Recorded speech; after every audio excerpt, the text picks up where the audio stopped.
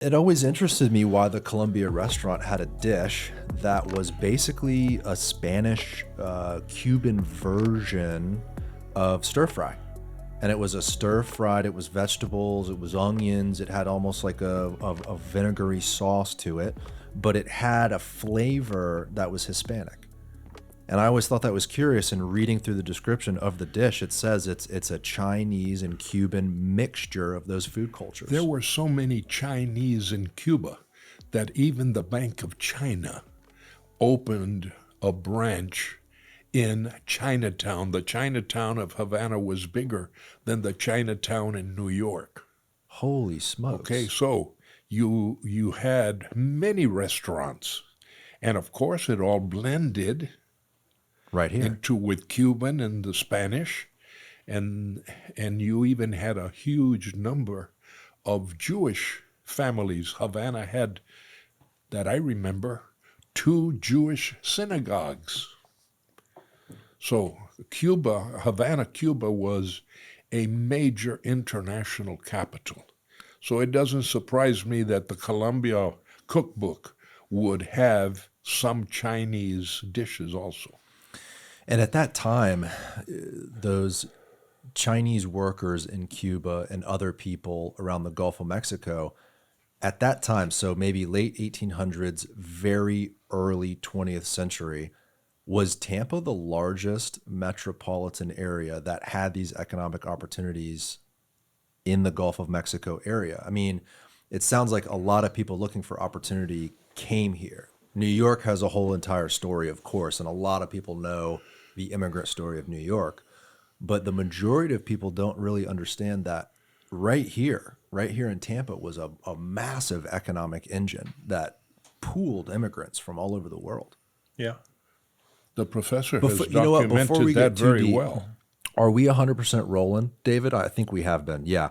So let me introduce you guys. E.J.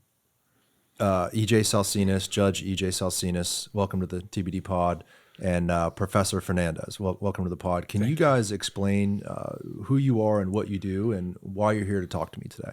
Sure. Hi, Garrett. It's an honor to be here with you and with Judge Salcines. I'm Jim Fernández. I'm a professor of Spanish literature and culture at New York University. And for the last 20 years, I've been devoted to studying the history of the diaspora of Spanish working class immigrants who left Spain in the late 19th and early 20th centuries and settled, as Judge Salcines was saying before, all over the United States. Tampa was one of the most important sites for this diaspora. New York might have had more numbers at certain points, but as Judge Salcines was saying, it was much more dispersed. And Spanish immigrants that went to New York had to insert themselves into a functioning metropolis and find their way. Whereas in Tampa, the presence of Spaniards coincides with the birth of the city, really. And so they were on the ground floor in the construction of this. Because we say there were 3.5 million, how many? 1.5 million cigars per day being manufactured in around 1929. And in 1885, there were 0. Wow. Right? Absolutely. The cigar industry arrives in 1886. I think there was one cigar maker. Yeah. It's that an exaggeration. just happened to live in this area. But as he says, 0 for cigar industry. That is a huge run-up, massive explosion. Yeah. And like you said, the Spaniards really here were able to be big stakeholders, really come together, form a community, form these clubs, and express their culture here in probably a very similar way they did in Spain. And my grandmother would always make sure to tell me, no, you're Spanish, you're not Hispanic, you're not from Cuba, you're not this. Like, she was very adamant on letting me know as a kid that I was of Spanish from Spain. Right. A lot of people in this country seem to mix Hispanic people or people that speak Spanish to South America or Cuba or Mexico or whatever. Right. She made sure to make that distinction. Yeah. So I've learned from Judge Salcines and Tony Carreño and others that in its heyday, Spanish was the lingua franca of most of Tampa, so that the Jewish immigrants in Tampa would learn Spanish and the Sicilian immigrants would learn Spanish, which is an index, right, of how important the Spaniards and the Cubans were to the enterprise here. Was that because it was a common language between like Italy, Italian's very similar to Spanish, maybe the Cubans were here too? Yeah, I think they're Romance languages with similarities. But the fact is that Cubans and Spaniards were so important that a Jewish immigrant with a business on La Settima would want to learn Spanish to be able to deal with his clientele. Service those customers. Wow. And Judge Salcines, introduce yourself and Yes, my name is E.J. Salcines. I am first generation born in Tampa of parents from Spain, from northern Spain, where the Spaniards that your grandmother would insist that you recognize that you were Spanish from Spain. My mother is from a very popular province of Asturias that had a very large number of Asturian people here that were primarily involved in the cigar industry. My father was from the next province next to Asturias called Cantabria. At one point it was called Santander. So they were both from northern Spain that met in Tampa, and I was born. Wow. And my interest has always been my roots. My language at home was not English. My parents spoke Spanish, so I learned my first English when I go to daycare because the language at home was Spanish. My parents were not very well educated. They knew how to read and write, add and subtract and multiply, but they had an interest in education. And my father was one that was constantly reading. So when I would bring my books home, my father would ask me questions about my homework, and then he would say, "Did your teachers talk to you about St. Augustine, Florida?" And I said, "No, but they talked to me about Jamestown, and they talked to me about Plymouth Rock." And my father would be quick to say, "Do you know that 100 years before Jamestown and Plymouth Rock, Spanish was already being spoken?" So all of a sudden, the next day I would ask my teachers, "My father says that there's a place called St. Augustine that was before Jamestown," and my teacher would have to say, "Yes, unfortunately, our textbook doesn't start." So Spanish really was the forgotten century in American history. And especially here in Florida, right? Florida was a Spanish colony for a long time. Up until, when would that have been? Spain sold Florida to the U.S. in 1810? In about 1821 is when Spain ceded. Spain did not sell Florida. Spain ceded to the United States. But Florida had always been Spanish, except for a short 20-year period following what we call the French and Indian War. Florida was traded. The English had invaded Havana, and the Spaniards wanted Havana back. It was a major hub. So they traded, "Okay, I'll give you Florida, you give me back Havana." So Florida is English only for a 20-year period. Wow. Then, since Spain had been so active helping the 13 colonies acquire their independence, Florida becomes Spanish again in what historians call the second period. Wow. And what neighborhood did you grow up in, Judge? Excuse me? What neighborhood did you grow up in? Where did your family live? I grew up. I was born in the Centro Asturiano Hospital in Ybor City because my mother was a member of the Centro Asturiano. My father was a member of the Centro Español. But our home was in West Tampa, half a block from the famous Centro Español Palace, right on the corner of Cherry and Howard. And there is a park directly across the street called Ray Park, because one of the mayors of West Tampa had been Peregrino Rey, or Pilgrim. Peregrino Rey was a partner to a very famous Spaniard in West Tampa, whose brand is still well known, Cuesta and Rey Cigar Factory. So I'm raised in West Tampa. Wow. And West Tampa was its own independent city for... Absolutely. It has just celebrated the centennial of the city of Tampa annexing the city of West Tampa. West Tampa became a city in 1895 and ceased to be an independent city in 1925. And it was the fifth largest city in the state of Florida. When it merged with the city of Tampa, Tampa became the second largest city in the state of Florida. Wow. So these were large population centers, as the professor has well documented. And David, could you pull up some of that architecture real quick? I believe in the drive Billy had sent you, they have a picture of this building in West Tampa. It's right there. Right there in the middle? That's it. That is what is known as Look at that the beautiful Centro building. Español. That's building number 2. The first one was on 7th Avenue. They tore down the wooden building and they created building number 2 of the Centro Español in Ybor City. And then they built this one.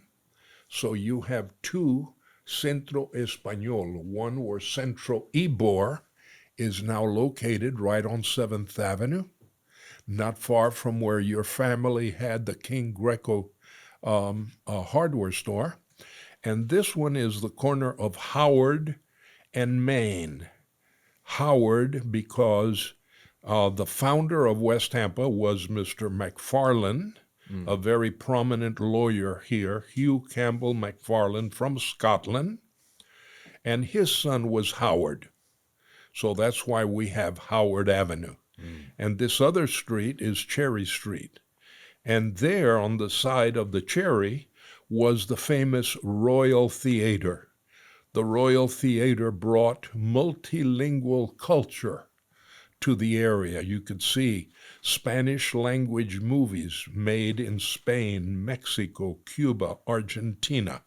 And that's where I would see all the cowboys that I grew up with, Roy Rogers and Gene Autry and the Lone Ranger and Red Ryder. And so that was a very important cultural center. It had a theater, and there were talent shows every week where the neighbors would perform. And then we would compete downtown, and there was a downtown talent show from the different neighborhoods that had selected the local talents. So that's a very cultural center that you're seeing there. And this architecture is so gorgeous, probably not much different than you would find in Spain, some of these towns that people had came to, right? And so and the benefactors that were the guys behind the scenes with the money would insist that there would be influence of Spanish architecture. a lot of these clubs still exist, probably not all of them, but there's the Cuban Club, the German Club in Ybor City, this one, Italian the Club. Italian Club, of course. And you even have the Martí Maceo Club, which is the Afro-Cuban, which had a significant a role in the Latin community of Tampa. Those were the black Cubans. Why did all these different cultures have to create these clubs? Why do so many exist? And they're beautiful. Was it an expression of, hey, we're here in America and this is our place and this is our headquarters, so to speak? The professor expresses it very well. Let him answer that. Sure. Thank you, Jay. Yeah, we have to remember that we're talking about an immigration that takes place before the New Deal, before social welfare exists. So there's no unemployment insurance, there's no Medicare, Medicaid, nothing like that. And so immigrant groups all over the United States have to band together in order to survive. And Tampa is a stellar example of how that worked, how these mutual aid societies are born to kind of collectivize the risks of being an immigrant and to collaborate on prospering together. The architecture might hark back to Spain, but I would like to point out that this kind of civil society where regular citizens, workers get together and build things and organize events and mount their own calendar was pretty unknown in Spain. In Spain in 1900 is a country of, it's an oligarchy and priest-ridden country. Most of these people came from towns that were ruled by local bosses with a lot of nepotism and corruption and ruled by the Catholic Church. So that your life in the village was pretty much scheduled according to the liturgical calendar of the Catholic Church. I think in places like Tampa, these working class folk, for the first time in their lives, saw the potential of civil society, of citizens horizontally interacting, pooling their resources, and doing things like this, erecting their own churches, so to speak, where they can control their own calendars, their own social events, and their own destinies. And once these were built, once these cultures were established here and the second generation was born, I'm sure it even attracted more immigrants because they said, hey, we've got a flag in on the hill. Like, we've got a place to go. We have a culture that's integrated with the rest of the cultures that have all immigrated together. Was this a draw from future immigrants to come here? I mean, I know they were probably in maybe the 40s and 50s, they started to kind of decline and fall out, right? That's after the cigar industry had kind of gone under for Even before. Even before. We didn't notice it in Tampa. But in the 20s, there was an anti-immigration attitude throughout the country. And the Congress passed a very restrictive immigration law called the quota system. Well, Spain could only bring in 312 Spaniards a year. The Sicilians or the Italians could only bring in a small number, maybe 400 a year. Are these arbitrary numbers, or was it something very small like that? The Congress had come up with a quota system based on a census of some years before. Wow. Tampa never knew what had hit it because we had so many immigrants here already. But when we were burying more than were arriving, then come 1950, we realized that the numbers of the immigrants, not just the Spaniards, but the Italians also, was diminishing because of the quota system. So it was before it was before 1950. So actually, government policy is part of the reason you had that sort of decline. And we didn't know it because, as he has documented so well, our numbers were very large. Right. But after the Second World War, all of a sudden we realized that our cemeteries, we also had cemeteries, not just social halls and cultural centers, we also had cemeteries. All of a sudden, our cemeteries are being used a lot more. And as a result, we realize, hey, this quota system has really impacted. But that was 20 years later. And so these Spaniards that came to America, they found themselves in different regions kind of around the country. Particularly, a lot went to New York, right? Ellis Island. A lot of people know that story. And it sounds like a lot of them concentrated here too. Was economic opportunity one of the largest reasons why Spaniards immigrated to the United States? You mentioned at the time, Spain had some issues with opportunities in their home country. It was really the only reason, I would say. Spaniards became aware of job opportunities, and they went after them. If it was in Cuba, they'd go to Cuba. If it was in Argentina, they'd go to Argentina. So yeah, it was a migration that was driven by the search for opportunities. And a lot of that, like the knowledge being passed, would it be a wave of your family goes over and writes back and says, hey, look, it's fantastic over here. We've built the little business and everything's going well. Please come and join us? Or was there advertising Ybor City and places would do to try to capture more? There wasn't too much advertising. There are a couple of examples, but in large measure, the Spanish immigration was informally organized. And usually what would happen is that word would get out in a part of Spain that there were opportunities almost always in a specific economic sector somewhere in the U.S., and they would send first single men.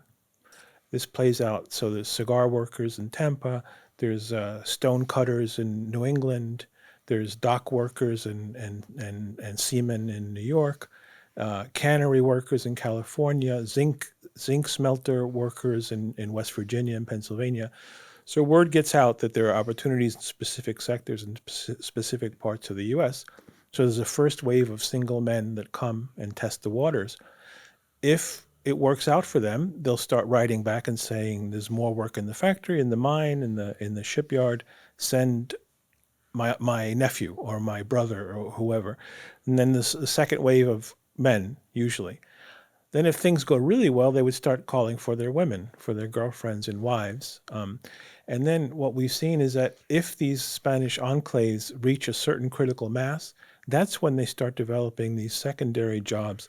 So if there's 300 Spaniards living in West Virginia in the same area, they want to buy their meat from a Spanish butcher because their butcher will know how to make the chorizo that they want.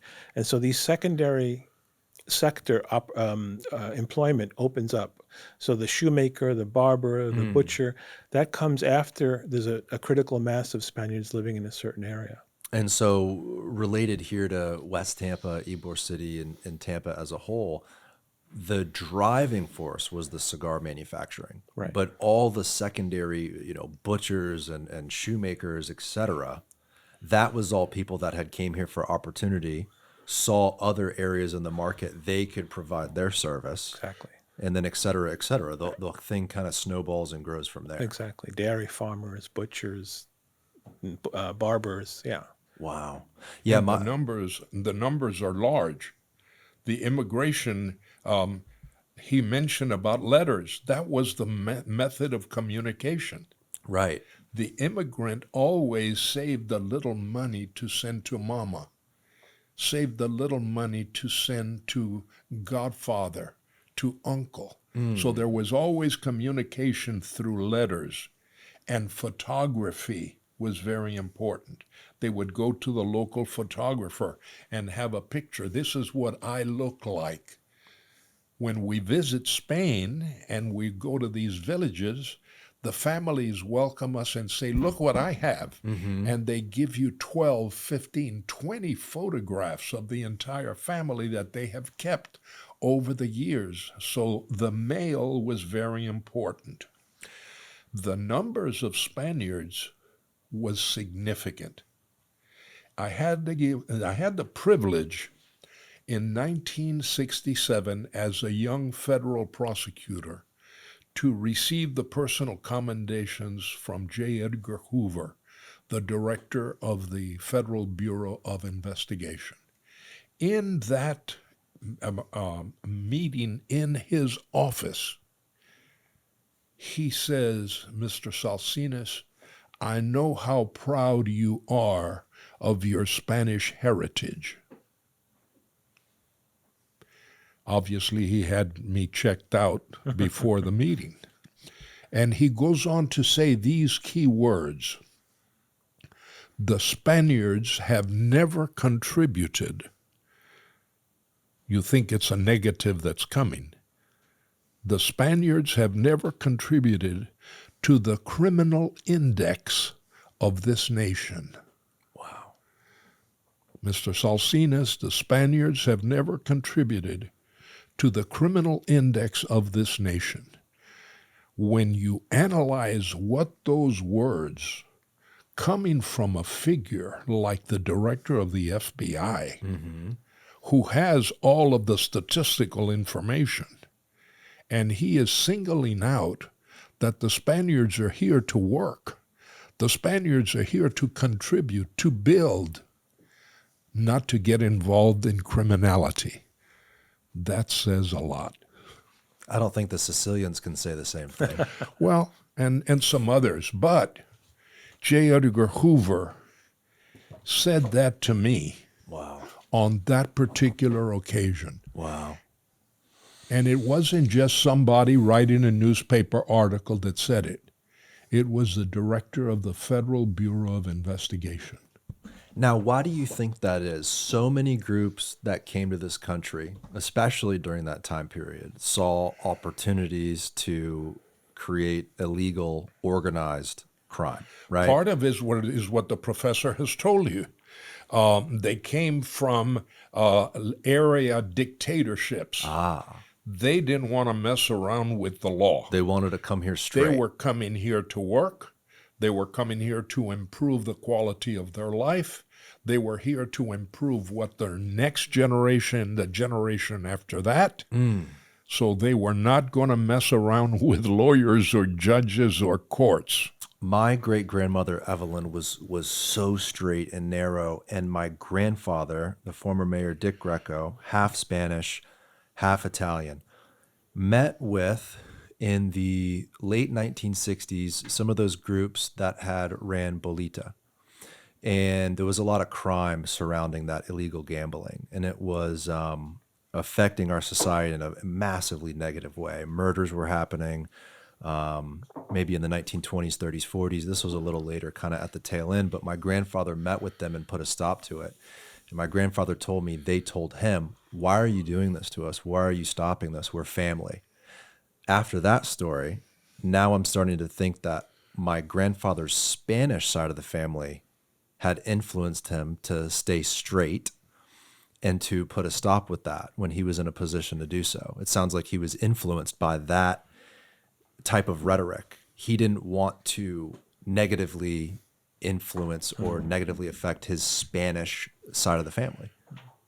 Your grandfather's grandfather was Mr. Cotarello, an immigrant that came from Spain at a very early age, and he was very active in masonry.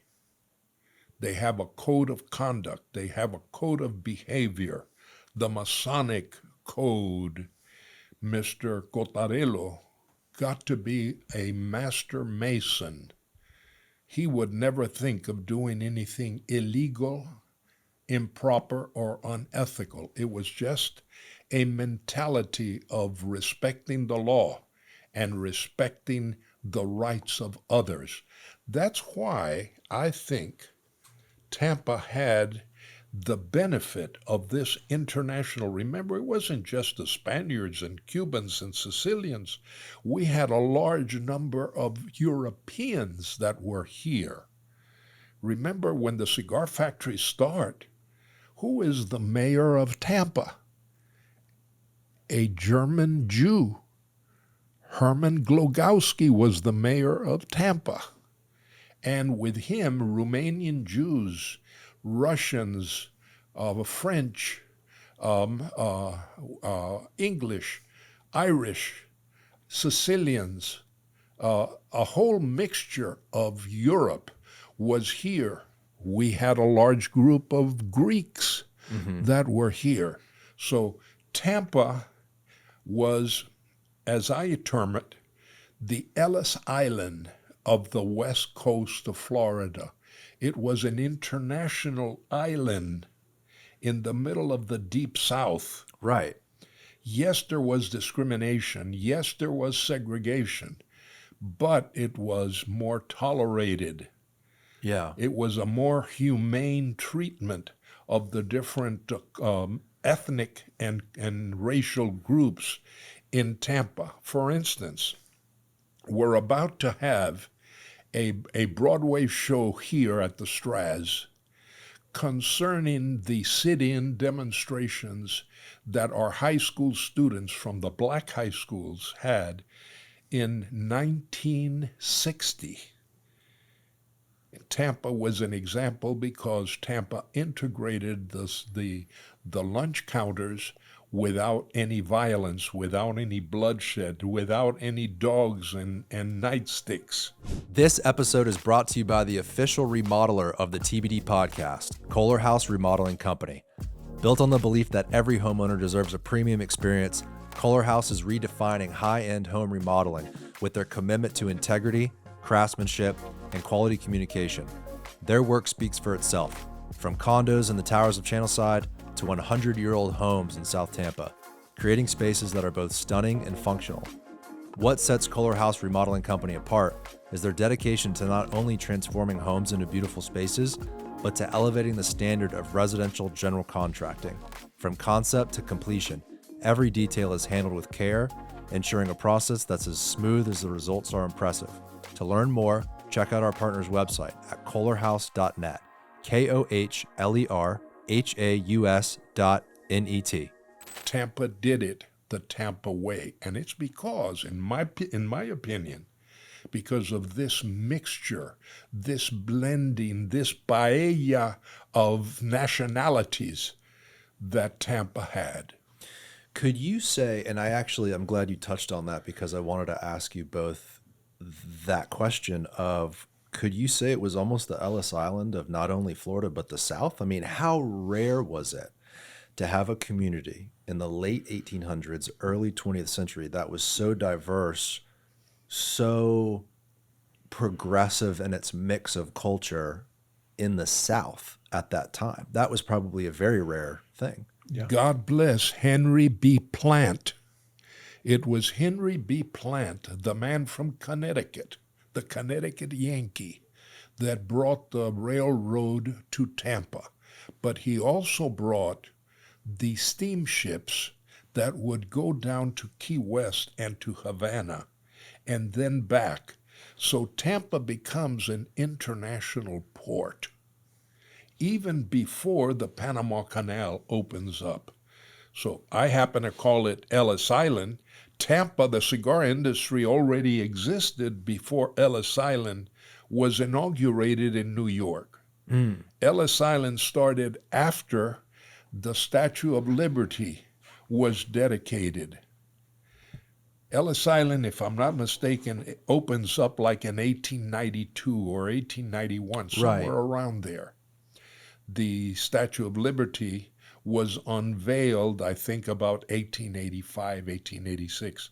So I use the term Ellis Island because this became an international entry point.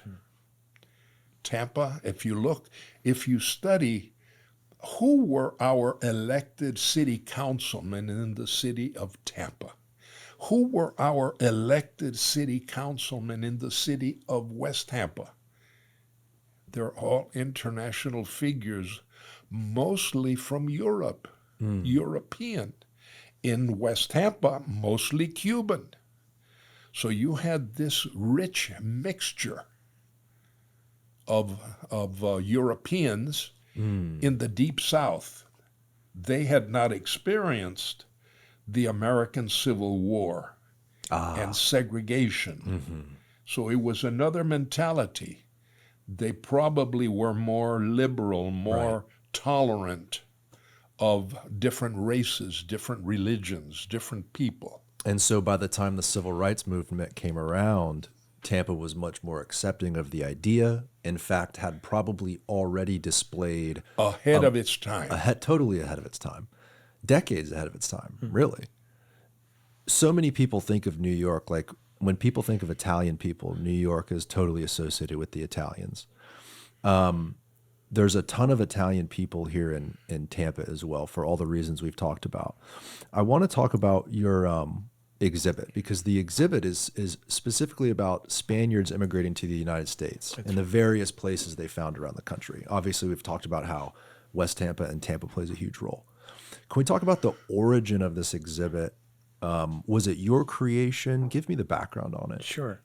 Yeah, so it was about 20 years ago that I started working on this topic, kind of almost by accident, even though my grandparents, my father's alive. He's 95 years old and in good health.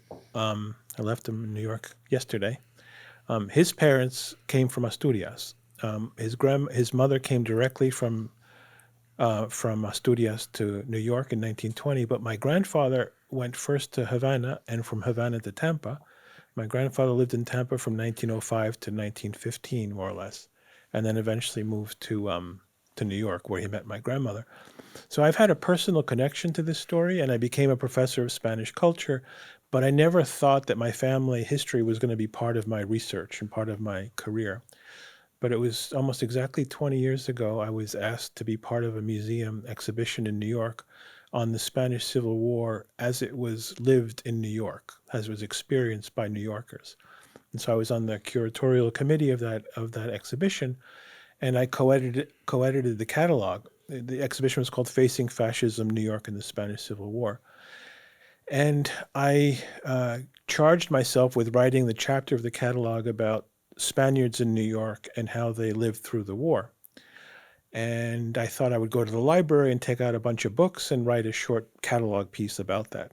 Lo and behold, there were no books. There were hardly any articles. It was a pretty unexplored topic.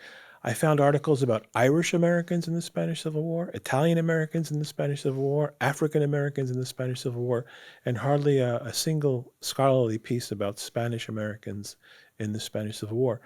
So I had a deadline. I needed to produce this, and I started going through Spanish language press of the 36 to 39. There were 3 Spanish language newspapers in New York at the time.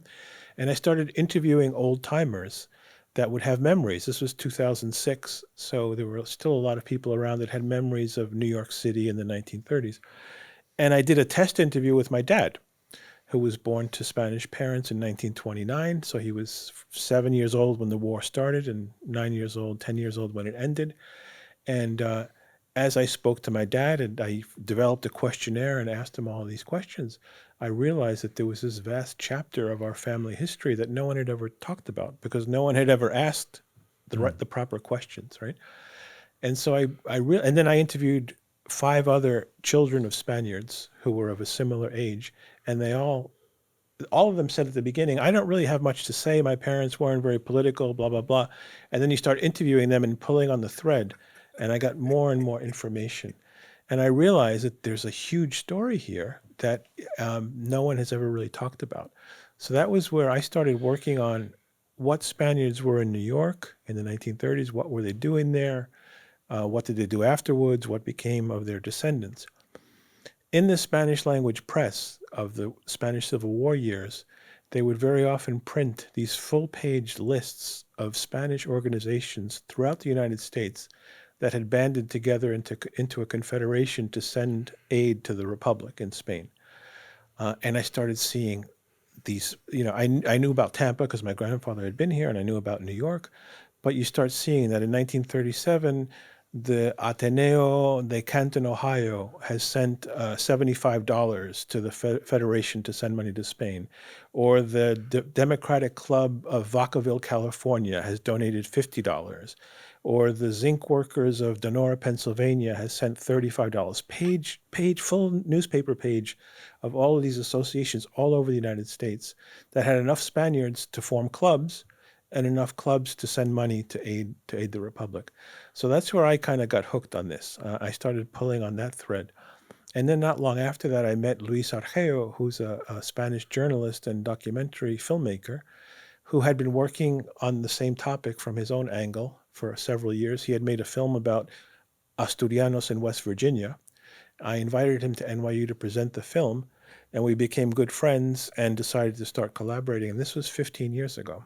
Wow. So for the last 15 years, Luis and I have been identifying descendants of immigrants all over the country. We've been to 20 states, from Hawaii to Florida and Maine, knocking on the doors of the children, grandchildren, great-grandchildren, asking for permission to digitize the family archives, and conducting oral histories, asking the family to explain the archive to us.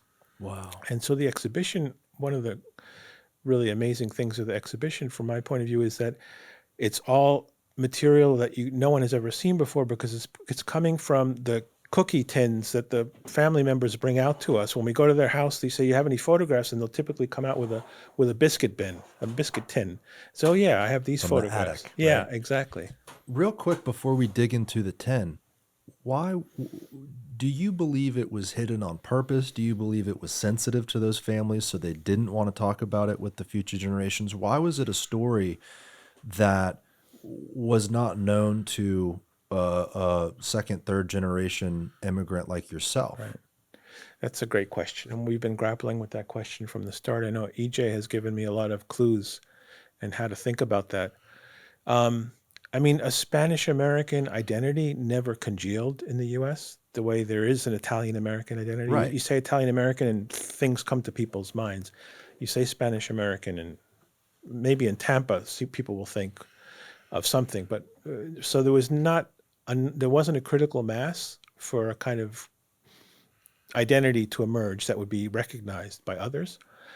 But also, there was a very quick, this community grew very quickly, was very cohesive, participated very actively on behalf of the Republic during the Spanish Civil War, and then burst like a bubble after the years of World War II.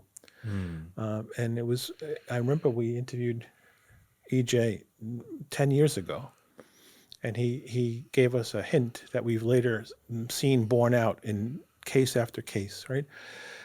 A lot of these Spaniards who came here came with the dream of working for 3, 5, 7 years, making enough money to go back to Spain and to buy the land that their families lived on, to build a house.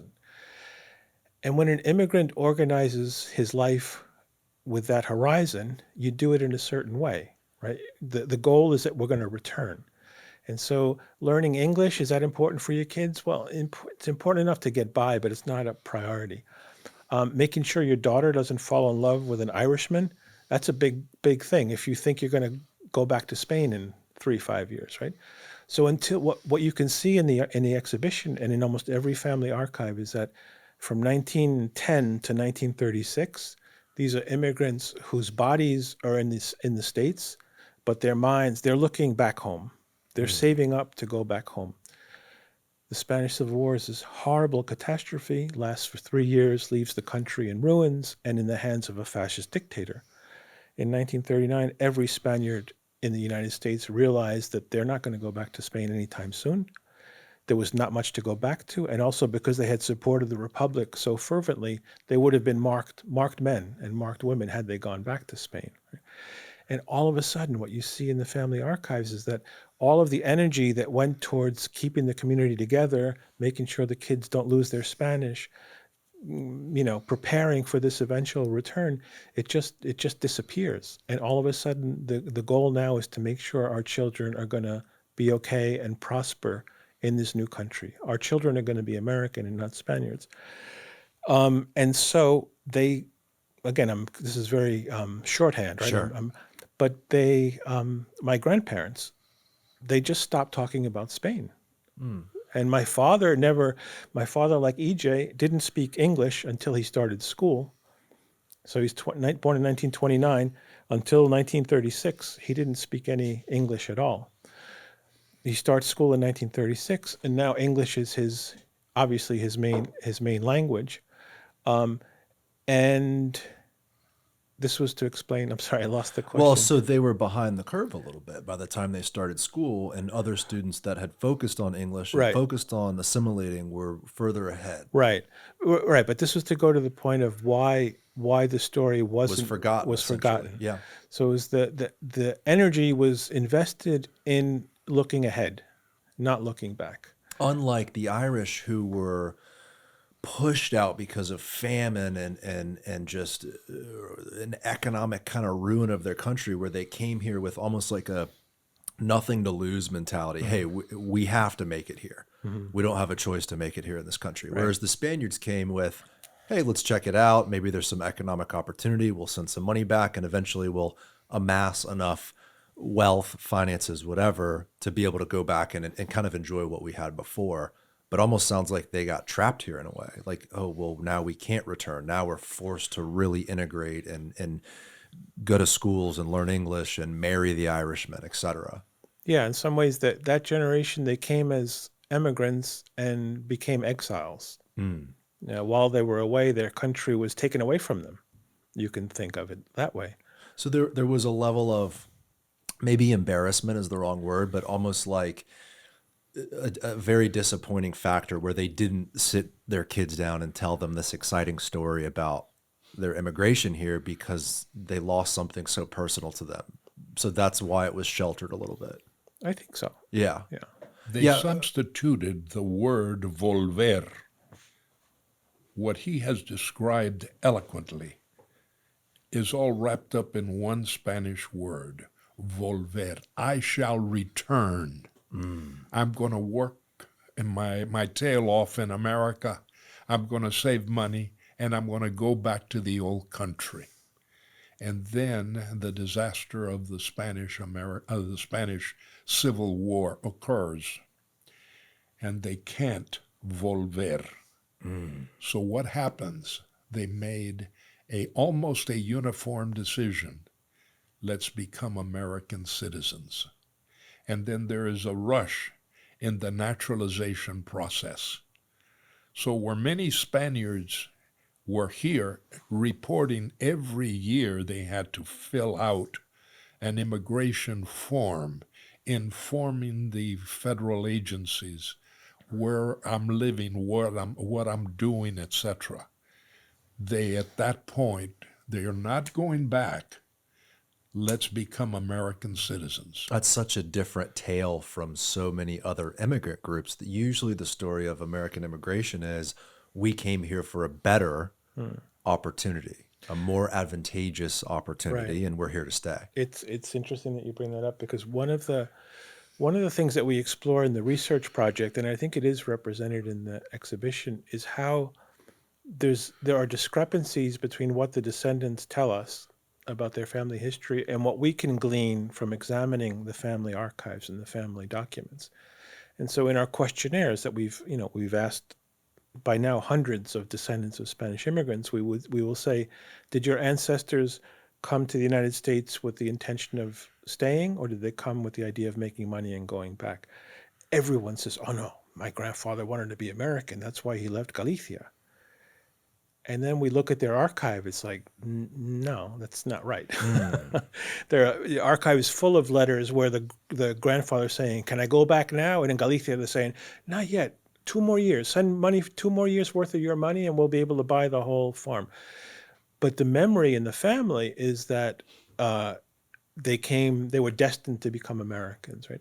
And there's a lot of examples like that where the subsequent generations misremember the immigrant history of their ancestors, in part because they weren't told about it, and in part because they adopted this American story of assimilation. My grandfather woke up in the cradle in Galicia and said, when I grow up, I'm going to become a Tampeño. It's like, no, it's not. That's not how it works. But is so true for so many immigrant groups. Maybe that's why those future generations attached themselves to that narrative, because that's what the Italians said. That's what the Irishmen said, right? Right. It was so prevalent in other immigrant groups that they probably just said, yeah, us Spaniards too. That's exactly what we thought. Yeah.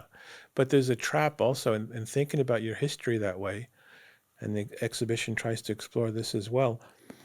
What happens is that every individual immigrant story seems like a one-off. Like, my grandfather was unique, and he did this because he pulled himself up by his own bootstraps, and nobody ever helped him. The descendants often tell us that. And then they bring out the boxes of the archive. It's like they were members of these social clubs.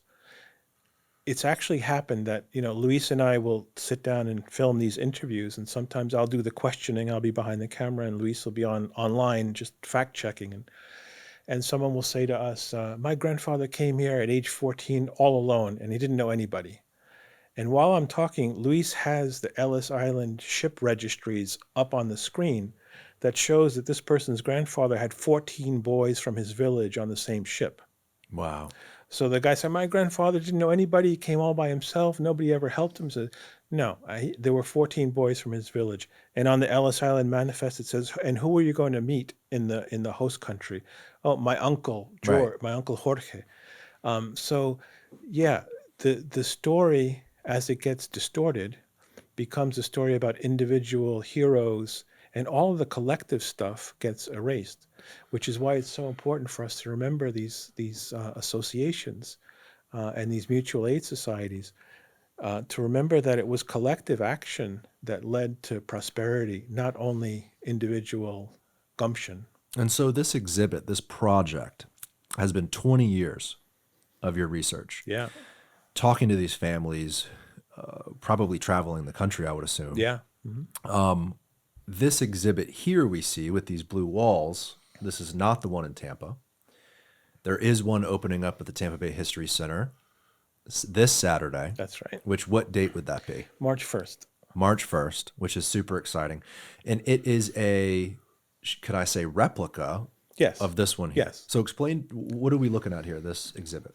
So the exhibit is organized into 6 chapters that basically tells the story of a typical Spanish immigrant. The first chapter is goodbye, adios, leaving.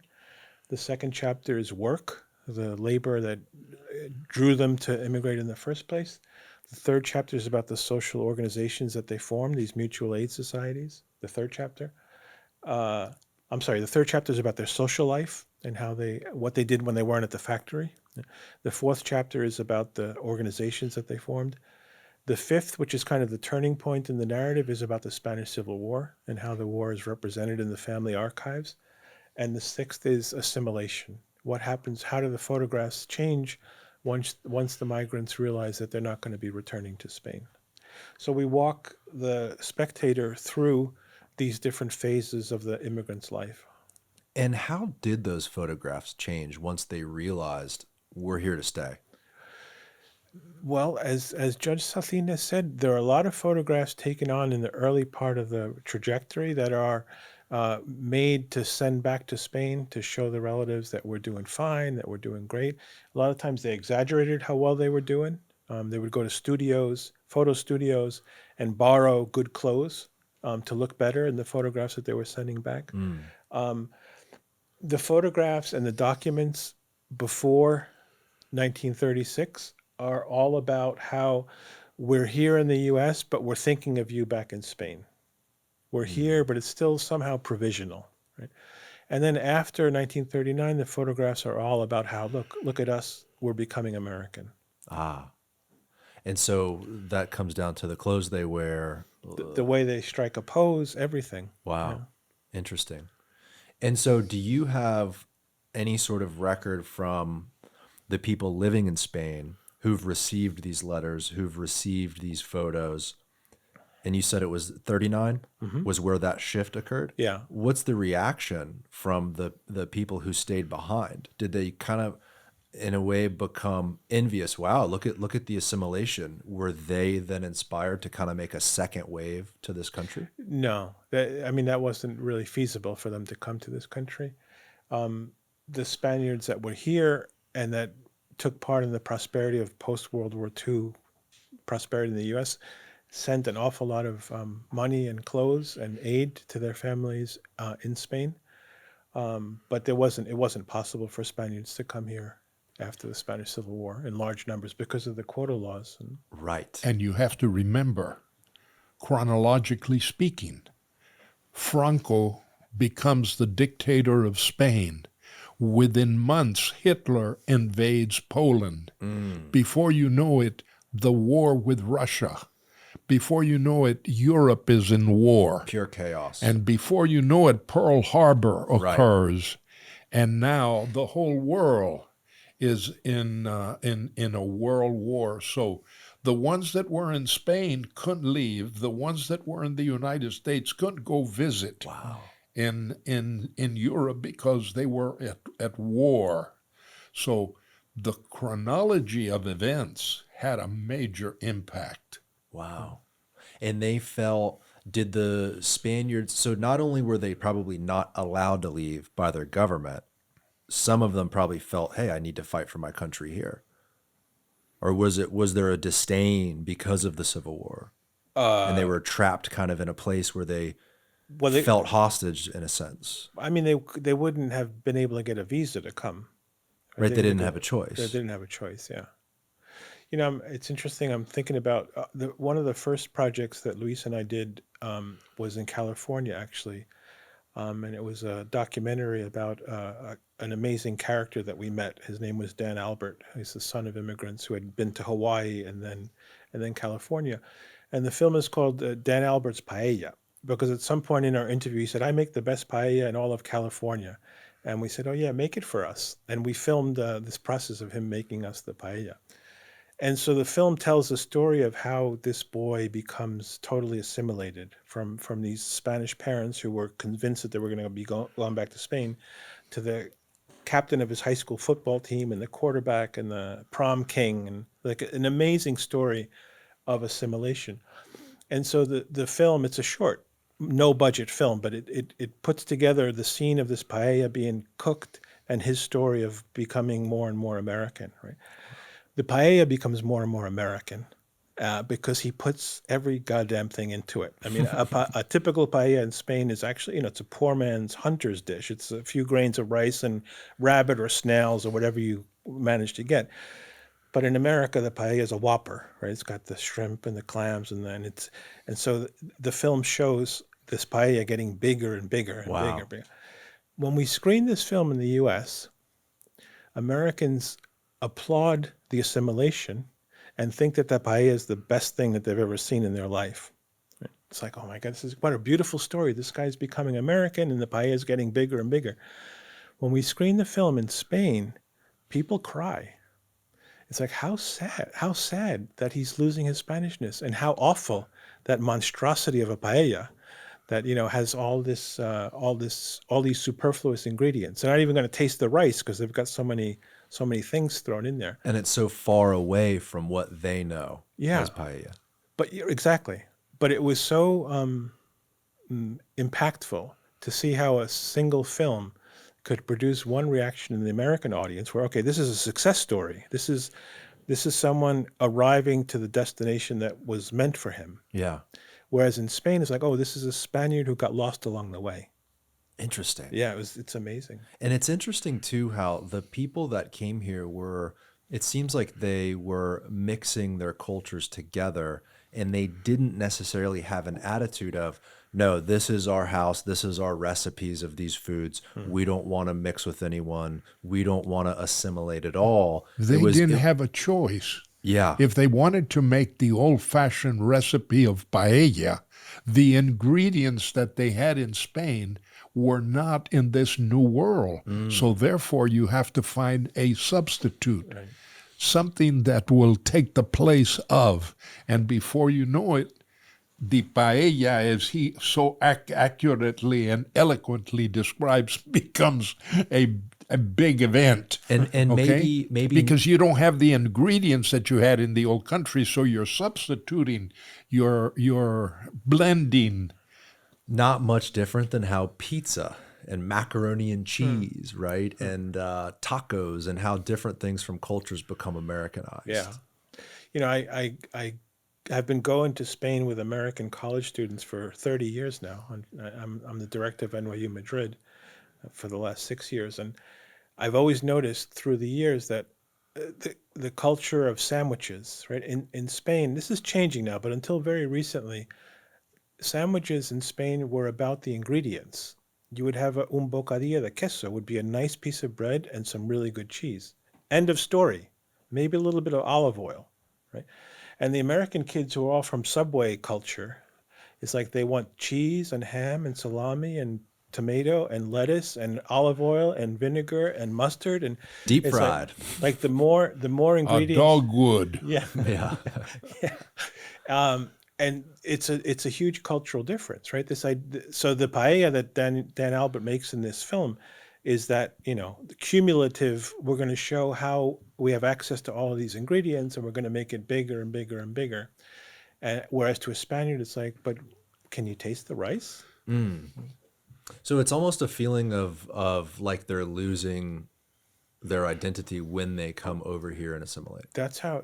So it's a feeling of sadness when they see that. That's how it's perceived in Spain. Even today, like you mentioned. Yeah. Wow. And then the United States, through its historians, have ignored the presence of the Spaniards and what Spain has done to help the United States. A little earlier, I mentioned the forgotten century in American history, which is all of the Spaniards, European civilization comes to the United States of America through Tampa Bay, called La Bahía del Espíritu Santo. And the first foreign language, the first European language that's spoken in what it is the United States of America, was Spanish. Christianity was brought to the United States through the Spanish missionaries that came. The Spaniards brought European animals. The United States didn't have horses. The United States didn't have cows. The United States didn't have pigs. The United States did not have sheep. All of these were European animals that were brought to the United States through the Spanish civilization. Tampa was important because you had the first major European civilization comes to Tampa in 1528 with 400 Spaniards exploring what is this land about. And then in 1539, the De Soto expedition brings 600 more Spaniards. And then Pedro Menéndez de Avilés establishes St. Augustine as the oldest city in the United States. That was way before Jamestown, way before Plymouth Rock. So that century is forgotten. Then Spain was very active helping the 13 colonies acquire their independence. And in school, they don't tell us that the American currency is el dólar with one L and not with two L's, because the currency of Spain at the time was the dólar, and the 13 colonies were issuing paper money, and the term, it ain't worth a continental. It was Spain that guaranteed the paper money that the 13 colonies were issuing with Spanish dollars. Wow. Spanish milled dollars. So we get our currency, the name dólar, from Spain. We get the way that we count our money through the Spanish decimal system, a motion made by Thomas Jefferson to the Continental Congress. Spain is helping us with the currency. Let's count our money in the decimal system, not in the English 12 system. And then the dollar sign, which is Spanish gold bars, because Spain was guaranteeing the currency. They don't teach any of that. Spain has been ignored in the development of this country and what it gave to this country. We talked about how within families, that history was hidden for various different reasons. Why was it hidden from the institution side, from the government of the United States, from teaching these stories to children? I didn't know any of that, but it's such a foundational point of our origin story, especially here in Florida. Yeah. Historians have studied this, and I mean, a shorthand answer would be that U.S. national mythology tends to imagine that the United States emerged as this kind of Anglo-Protestant country in opposition to this dark, Catholic, cruel Spanish past. So the national narrative that gets developed through the 19th century about what the U.S. is actually uses Spain and Spanish-American history as a foil. In other words, they got empire wrong. They were Catholic, they were brutal, they were genocidal, they were this and that. whereas we were enlightened and entrepreneurial and this and that. It doesn't hold water. It's not these are it's rhetoric. It's not true, but it's the way that it was talked about. So there's a northern modernity which doesn't include Spain, and then there's a southern identity which we kind of disparage. You know? Right. And I think that's the main reason why in textbooks and for the most part, the American nation imagines itself as being the heir to this Anglo-Saxon tradition and not only and as a foil to this other tradition which they don't want to recognize. Got it. Does that Some professors have studied that and call it the Black Legend. In other words, let's write the history books English style, Anglo, and let's ignore the Spanish presence, the Spanish influence. Wow. Well, I'm glad you've opened this exhibit to explore all these stories. So what's in the tin here in front of me? when we finally got around to putting the exhibition together with the help of a foundation of the Spain-U.S. Council Foundation, we wanted to have a catalog, but Luis and I had already produced this beautiful book. The first project that we undertook was this book of photographs that we scanned from family archives. So that book is, I think, from 2008 or something like that. When we finally launched the exhibition some 5 years ago in Madrid, we wanted to have a catalog, but we didn't want to reproduce the book. And so we threw around different ideas. And in one discussion, we were talking about how when we go into the houses of the immigrants, of the children of the immigrants, they often bring out the family archives in these cookie tins, in these cans.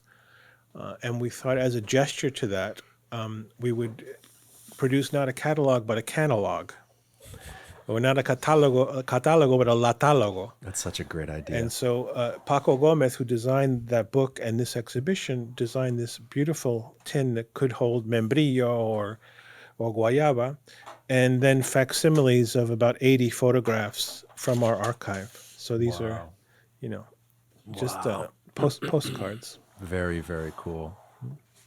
So many people understand the old tin in the attic that has the family pictures and stuff like that. I think it's great to incorporate it.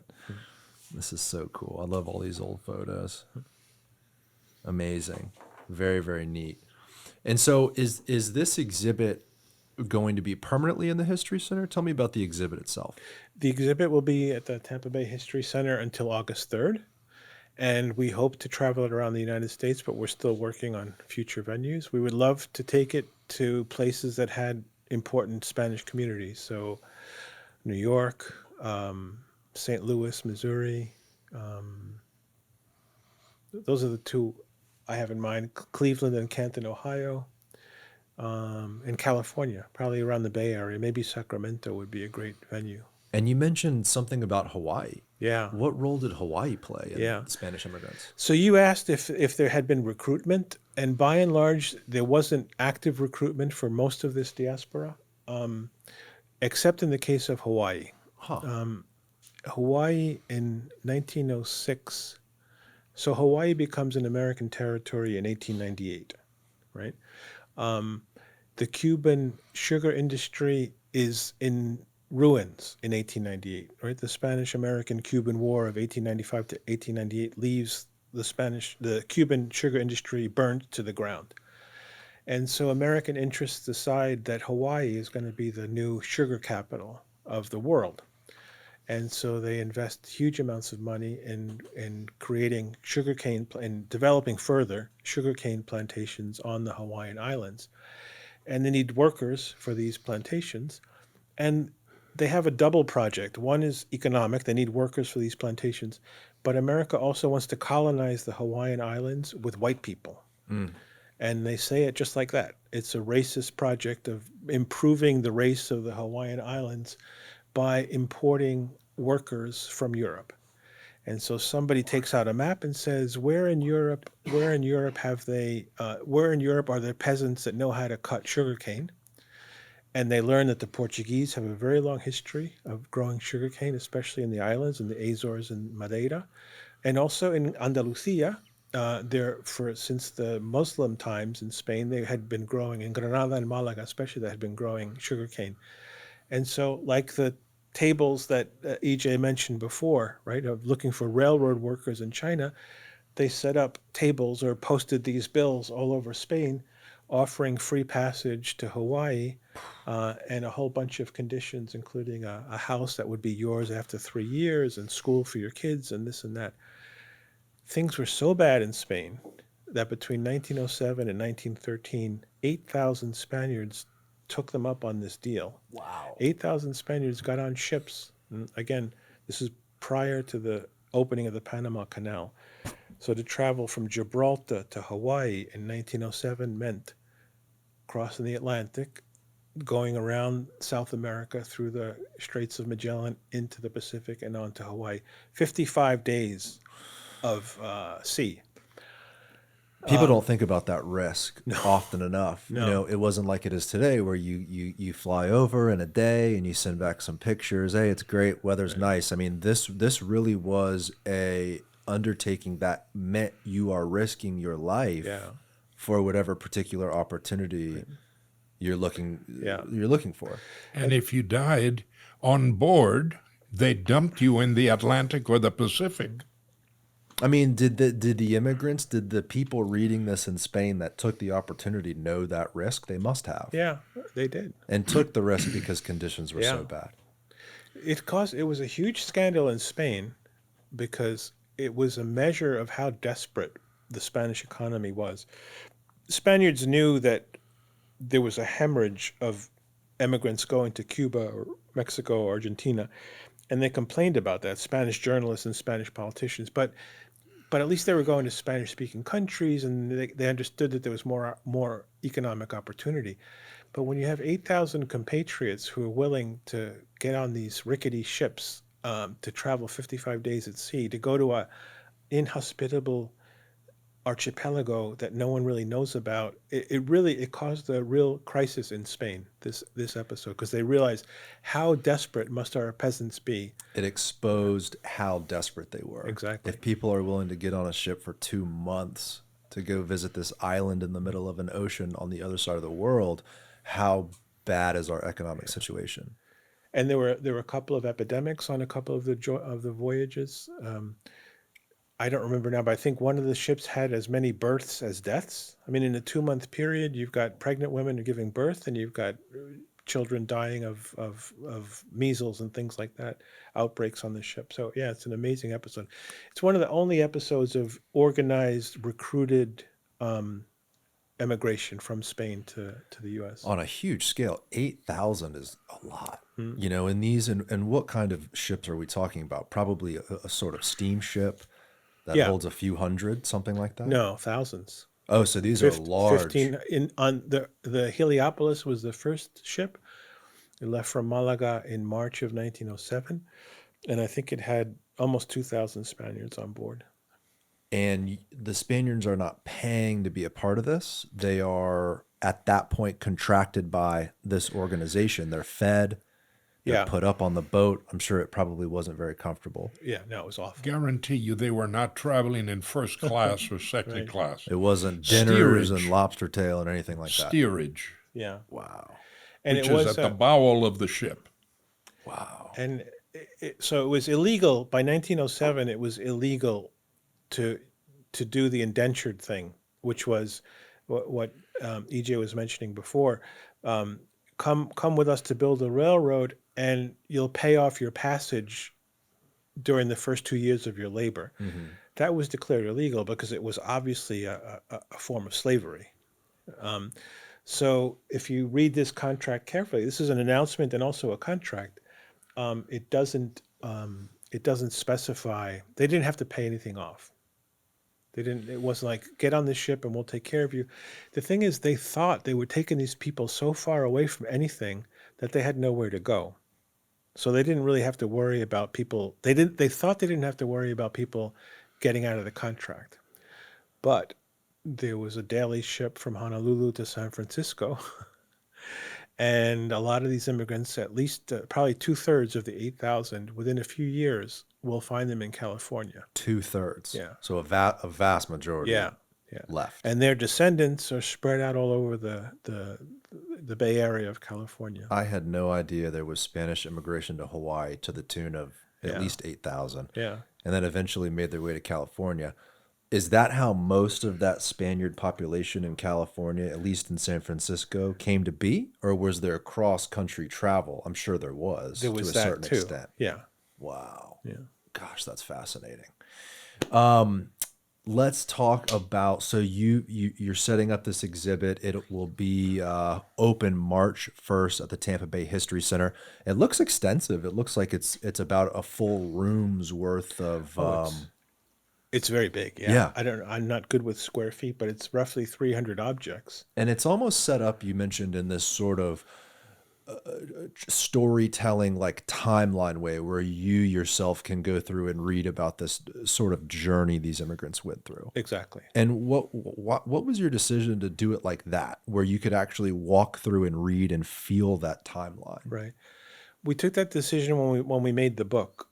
We decided that the best way to organize these materials would be using a narrative of the prototypical story, and then we use that same structure of the book in the exhibition, and it just made sense. Yeah. To sort of, Yeah, the easiest way to tell a story is to see yourself in that story, Right. and kind of sort of experience that. yeah.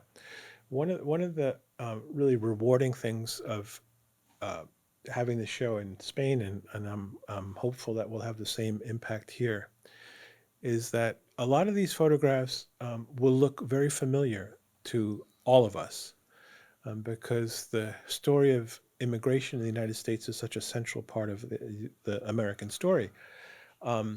What's distinctive about these photos is that they're not Sicilians, and they're not Irish, and they're not Germans. These are Spaniards. And so the exhibition has this kind of strange familiarity, which has been very productive to see people realize, oh, Spaniards also participated in this age of migration that so defined the culture and the history of the United States. So I don't know if we can go to some of the other images, but we'll see photographs that, these are very Spanish in the sense that that's a guy with a bullfighter's uniform in California. Right, but what you're talking about is maybe the ones EJ has, where it could be an Italian family. Yeah. It could be a German Yeah. family, right? It's the outfits, it's the expressions. Exactly. Scroll to, I think, towards the top, David.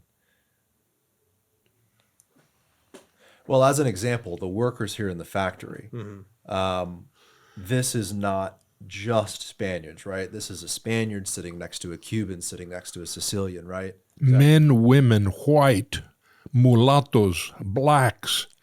But in that picture, please pay attention to the gentleman that is reading in the cigar factories of Tampa. And one that benefited was your great-grandfather, Old Man Cotarello. He had limited education when he left Spain, but by working in the cigar factories every day, the newspapers would be read, and he knew what was happening in the world. He knew what was happening locally. And then in the afternoon, the famous novels were read. So these people had no formal education. It was no junior high school or high school, but these people could talk to you about the famous books of the great authors of the world. They could talk to you about sports. They could talk to you about local history. They could talk to you about international events, because every day they had the lector, which in Spanish means the reader. And they would put them on a platform because there was no microphones and amplification. So the lector was an educator of our factories. So the factory was not only a place where you went to work and made money, but you also were exposed to the great literature of the world and the events that were happening, because you had the news reporter, breaking news, Right. reading newspapers to you. And because you are listening to those stories alongside of a Cuban, alongside of a German, you can kind of come together after work. That was a crazy story. And And can when you go to imagine? lunch, you're talking about Right. it. And when you're walking out and you're going to have a drink before you go home to bathe, you're talking about it. So this brought them together in almost an educational sense, like these different stories and novels and all Absolutely. that, but also Underline news. the word education, highlight it. Mm. This was the educational system inside of the cigar factories. And in amazing detail, the lector was an employee of the workers. The factory owner didn't hire the lector. In fact, factory owners often had no use for the lectores for reasons that we could talk about. But in most cases, the lector was hired by the workers, Wow. chosen by the workers, and the material that he read was voted on by a committee of the workers. And why did the cigar factory owners not have a use for the lectors? Because they might be reading news that went against the interests of the cigar factory owners. A lot of these cigar workers were quite left-wing. And so, yeah. It would give them new ideas. There was one restroom, and the lector is talking about the people have a right to more than one restroom, so they would demand of the cigar factory owner, hey, we need more than one water fountain. We need more than one restroom. So in a sense, it unionized the workers. It brought them together on a deeper level other than just rolling cigars and working on what's in front of you. It brought them together with these stories culturally. Absolutely. And empowered them to fight for an extra restroom or whatever. Working conditions. Wow. Yeah, because this is long before any sort of labor laws or anything like that. Interesting. Did this have any deep influence on labor laws in the United States and unionization and workers' rights and all that sort of stuff? Tampa had a great history of unionization and labor units that formed in different factories. Yes, the Wow. labor movement had a significant impact in the cigar industry here in Tampa. We had major strikes. Some strikes lasted 10 months.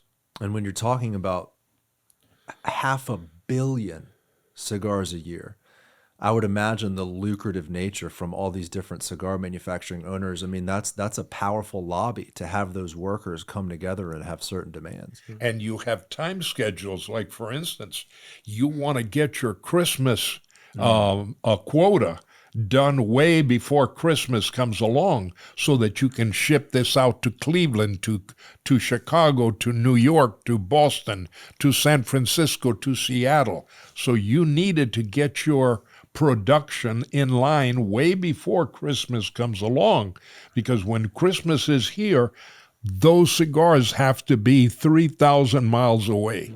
Wow. Now, was Tampa distributing these cigars all across the world, or was it basically strict to the United States? I mean, 500 million cigars. What's the kind of demand? Tampa, at first, was a cigar capital. And then it produced more cigars than Cuba. So Tampa became the cigar capital of the world. Wow. And in all the cigar boxes at the bottom was the seal of the city of Tampa. Where is Tampa? So the cigar boxes were delivering the cigars, and people were saying, where is Tampa? So Tampa was known throughout the nation as the center of cigar making. Quality, not the cheap stogie, Right. but the quality cigar made from Cuban tobacco that was imported from Cuba. And the Spaniards living in Spain, I'm sure, the ones that stayed back talked. Where's your cousin? Where's your relative? Where's your friend? Oh, this one's in Hawaii. This one's in Tampa. How big was Tampa? I mean, was it well known in Spain? Oh, Tampa. Yeah, they have a good cigar kind of manufacturing, good opportunities there. Especially in the regions that produced migration to Tampa. So in Asturias and Santander and Galicia, for sure. Yeah. Tampa, because it was part of so many family stories. And when you go to those cities today in Spain, oh, Tampa, yeah, that's where our relatives lived. Not so much today. Not so much today. Those No. stories are forgotten somewhat. I would say so. Your grandfather, as the mayor of Tampa, visited the sister cities that we have, and Oviedo is the capital of Asturias, and almost yearly, their delegations, they either go from Tampa or come from Oviedo. And we also have a sister city in Sicily, Agrigento. So there is that exchange. And yes, in Oviedo, there's a city street which is called Tampa. And there is an annual float, which is the Tampa float, in their festival, with different floats and activities and so there is forth. a sort of modern effort to kind of keep those Tampa stories is alive. well known.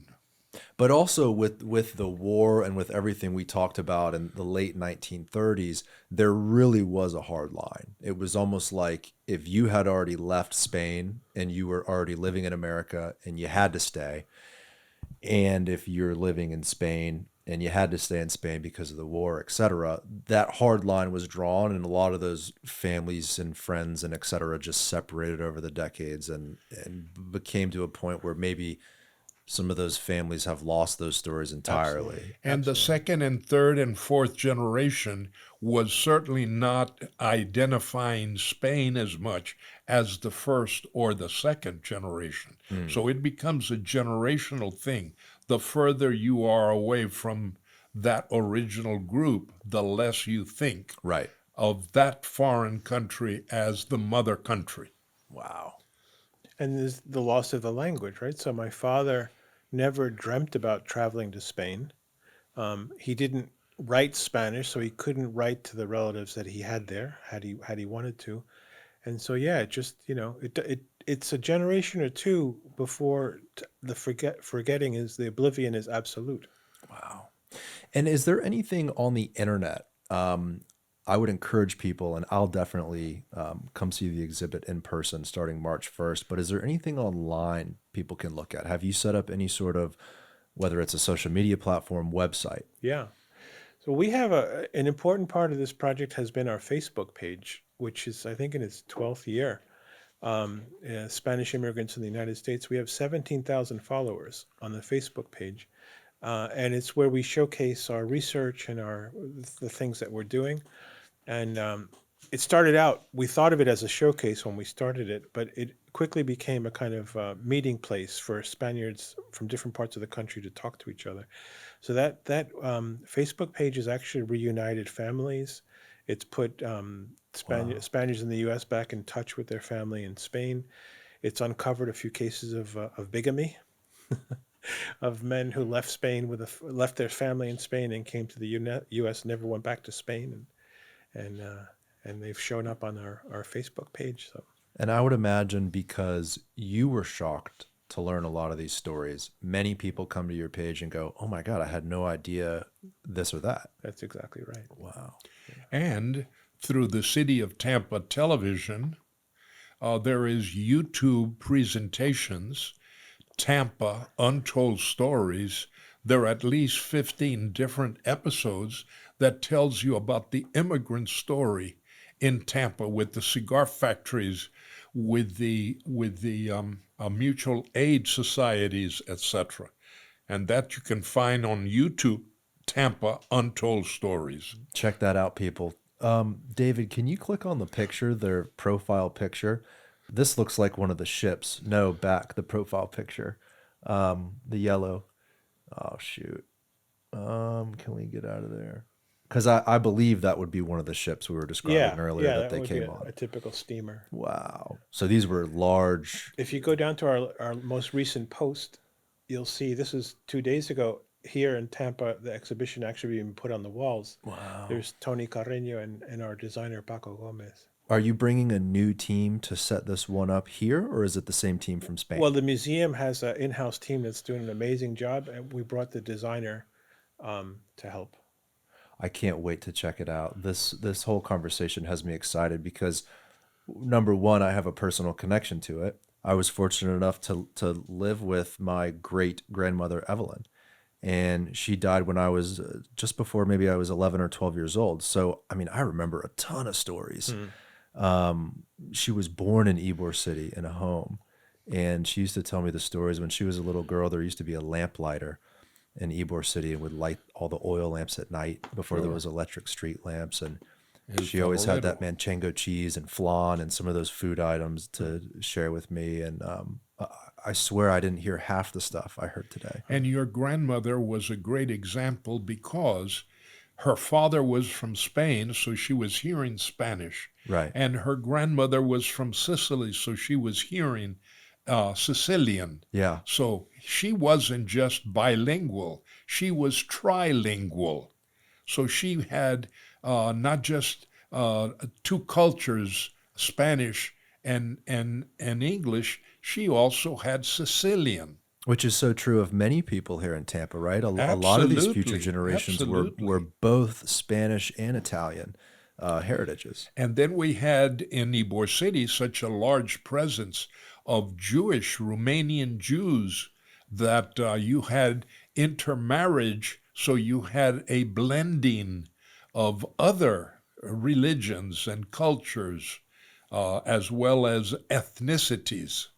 We could talk all day. I'm going to get you guys out of here soon. I do have one last thing I wanted to quickly talk about because my grandfather and my great grandmother have told me a couple stories, and it relates to that assimilation into the Anglo kind of culture.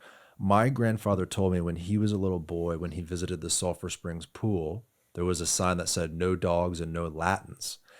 Latin people in Tampa specifically related to Cuban, the Spaniards, and the Italians, right? Which is different from the definition of Latin people maybe today or in the Northeast. Can you talk to me quick about what that was like to have those people come here from Latin cultures, but then be treated all in the same basket and were not allowed in certain places like black folks were not allowed at the time in the late 1800s and the early 20th century? Because that's another kind of rarity for the South and America as a whole. There was segregation. The Latins lived in their part of town. The Yeah. Anglos lived in their part of town. Yes, there was discrimination. Yes, there was bigotry, but certainly not at the level No. of the Afro or the blacks in the community. But there was that type of discrimination. And you really, America has a history of that since the origin. There was always the immigrant group that came here, established themselves, and then the following immigrant groups would get that treatment. That's correct. You And know, if the you were Irish had the, that the issue. low ethnicity or the low immigrant group, you got paid the least. Right. And you got discriminated the most. So as you progressed, other immigrant groups came and took your place at the bottom of the line. That's in a lot of ways what it makes me optimistic about today's conversation. There's immigration is such a conversation today. It's such a heated topic. It has been for the entire existence of our country. But what gives me hope is that a lot of the cultures, most of the cultures, probably all of them, dealt with something like this. And the new immigrants that come to this country have an opportunity to make their place here too. And maybe in the next, hopefully sooner than later, but 20, 50, however many years, they will have a large stake and they will not be treated the way they are treated today. Let's hope so. I mean, Yeah. I think one of the reasons that it's such an honor to be here with Judge Salcines is not only because he's such an expert on the history of Tampa, but because he's a living example of the product of immigrants who, if you give them a fair shake, and they're hardworking and law-abiding, you'll have citizens like Judge Salcines. You don't have to be from Spain. You could be from Honduras, and the same thing applies. Give folks a fair shake and see what happens. We talked about the quota system, which was set up in the 1920s, basically a ban. I mean, 300 Spaniards per year is practically a ban. And if you look at the speeches that were used on the floor of the Congress to justify that ban. I remember one I can cite it by heart because it's so heart-wrenching. There was a congressman from Minnesota who stood up on the floor of the Congress in 1921 and said, "Spain is a seething mass of anarchy, and the government is rounding up its undesirable citizens and dumping them on us." He was talking about my grandfather. And I'm a professor at NYU, and EJ is EJ. So that seething mass of anarchists at the opening of the exhibition, we're going to be joined by 40 to 50 descendants of Spaniards from all over the U.S. And they are lawyers and teachers and every profession you can imagine. They were given a fair shake. Their parents were given a fair shake. People said horrible things about them. People assumed that they were delinquents. But we hope that we prove that it wasn't the case. I think it's been proven wrong by both of you, but it's also been proven wrong by millions of people that have came to this country and have similar stories. Even my family, like my let me think, this was my great-great-grandfather. He was very, very old. My dad was probably 10 years old, maybe 15 years old when my grandfather became mayor. And he was there in a wheelchair. He's the first one that came to this country in the late 1800s. And he sat there and he said, "I can die peaceful now." He didn't really speak English, but he told my grandfather and my father, "I can die peacefully now. You know, we took such a risk coming to this country. We had nothing.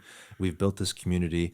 And here our grandchild is the mayor of this city." No different from your story, no different from your story, and no different from so many people's stories across this entire country. And it's not just, of course, Italians and Spaniards.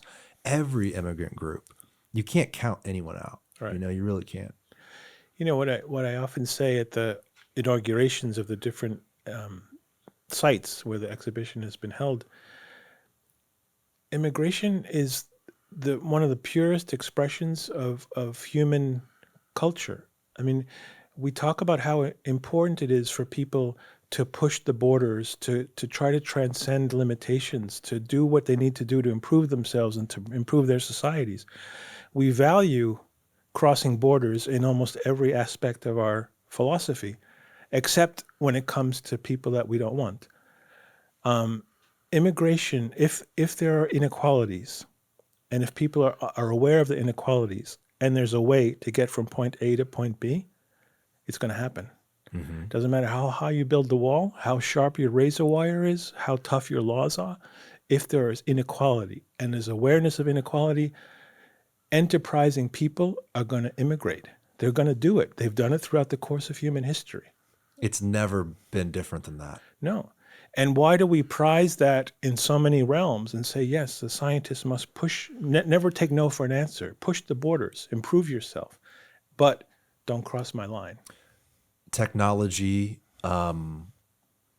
inventions come from the mixing of culture, but we also forget, look at the different food items we have that come from the mix of culture. Look at the different ideas, even down to simple stuff. I talk about on the show all the time. People get so frustrated at, maybe this is like a local Florida thing, but people from New York moving here, California moving here, they're bad drivers. They're in front of you in traffic. Here's another New York license plate. So many people from those places have came here, opened up pizza joints, sandwich shops, cigar lounges.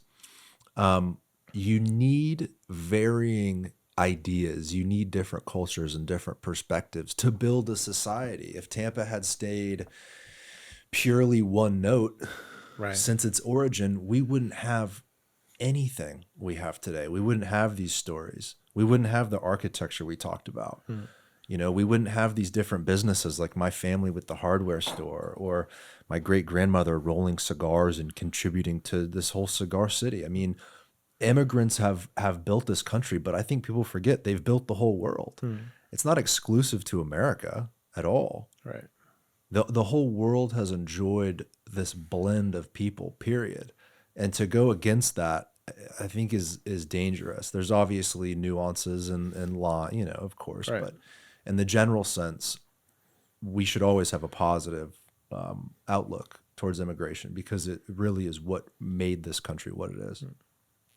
And Tampa has a rich history that we can look back and assure you that among those immigrants and their children, their children's children, leaders, heroes, and luminaries. Let's end with that. And sometimes people, sorry, I spoiled your ending. No, go ahead. But sometimes people think that this kind of reasoning is a defense of open borders or something like that. Sure. Nobody's saying that. States need to administer their borders and economies need to. Nobody's saying that. But you cannot demonize people who want to improve their lives. You cannot demonize them because those are our parents and our grandparents. And this country was built by those people. But it's also you have to continue to tell the story. And kudos to you for digging deep on this subject. Invisible immigrants is such a great word because I didn't know half the things you told me today, but I should have, especially living here in Tampa and in Florida. I mean, it should be a part of the curriculum. So I'm super excited that this exhibit is here in Tampa, which has such a major role of Spaniards immigrating to the United States. So thank you both for being here today. This was an awesome conversation. Thank you for the privilege. Yes. Absolutely. Thank you, So lastly, this is at the Tampa Bay History Center starting March 1st through August 3rd. Easy to find. I'm sure you can go and ask where it is. It's on a particular floor. I'm sure you can find that at the History Center. Also, too, on Facebook, check out the page. Spanish immigrants in the U.S. And then on YouTube, there's another channel as well. Tampa Untold Stories. Beautiful. Okay, gentlemen, thank you. Thank you, Garrett. All right, bye everyone. See you next week. Hey guys, if you want to watch episodes just like this one, make sure to click right here to view the rest of our full episodes. And also make sure to subscribe by clicking right here. Thank you for watching.